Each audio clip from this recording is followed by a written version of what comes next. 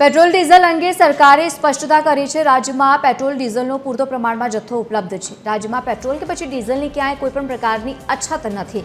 અને નાગરિક પુરવઠા વિભાગના મુખ્ય સચિવની પણ અપીલ સામે આવી છે। તેઓ કહી રહ્યા છે કે અફવાઓથી દૂર રહો। અને બીજી તરફ ઇંધણના ભાવમાં કોઈપણ પ્રકારના ફેરફાર નથી કરવામાં આવ્યા છે। એમએસએમઈ સેક્ટરને 10% જથ્થો ફાળવાશે તે પ્રમાણેનું નિવેદન પણ આપ્યું છે।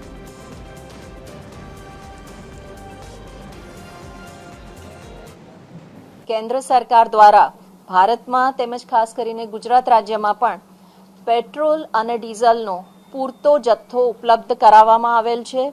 पूरतो बफर स्टॉक पण उपलब्ध कराववामां आवेल छे। कोई पण प्रकारनो बाद पेट्रोल के डीजल उपर मूकवामां आवेलो नथी अने ए प्रथम दिवसथी ज पूरता प्रमाणमां उपलब्ध छे।